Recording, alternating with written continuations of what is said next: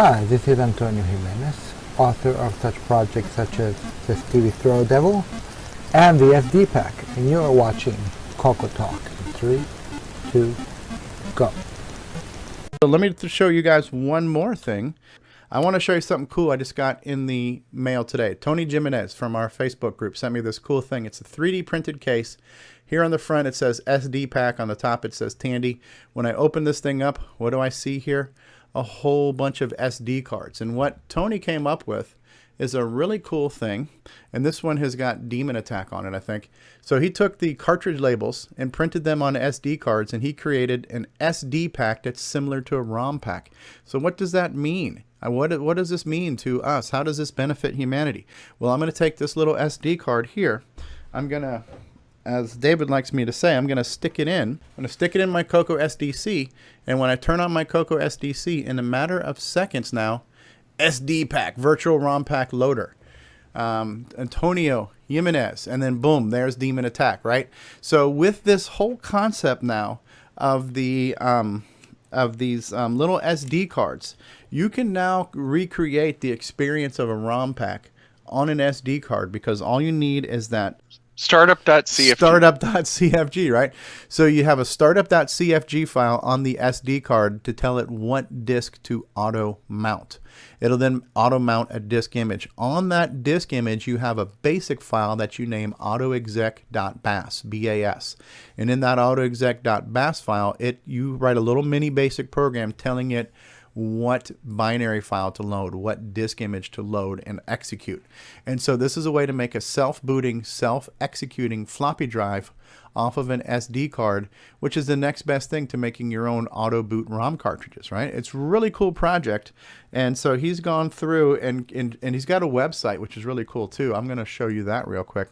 So his website, if you just go to sdpak.com, he's going to explain to you how this project works, and he's going to explain to you what he did and all the trouble he went through to figure this stuff out. So he's talking about the history of how we used to load games, or what are our choices to load software on the Coco. Well, one option was a cassette, which takes a long time. One option is a ROM pack, which is instant loading. And then there was a floppy drive, which is a nice compromise. However, floppy drives cost a lot of money, and not everybody can afford a floppy now. So what do we have? Enter the Coco SDC, which is a way to boot floppy disks off an SD card. So he decided to marry these two concepts, and he's taking the ROM pack, and he created a little template where you can print these labels on a generic thing you can put on an SD card. He even tells you where to get SD cards for 99 cents off of eBay. 16 megabytes is more than you need, because what's a floppy, like 164K or something like that, David?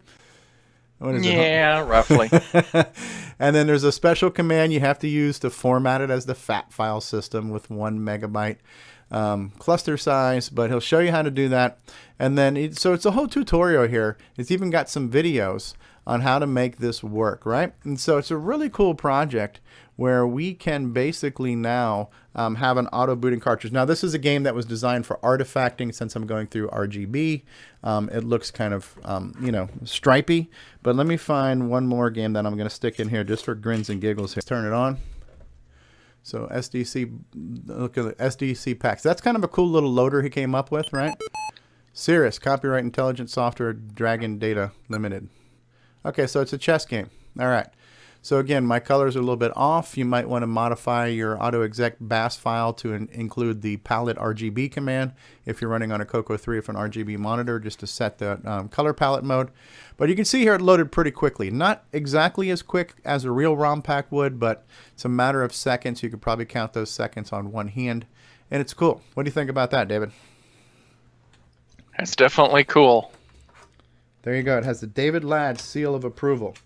And you can't ask for any more than that. So, Tony, good job. David Ladd approves. David's a big celebrity.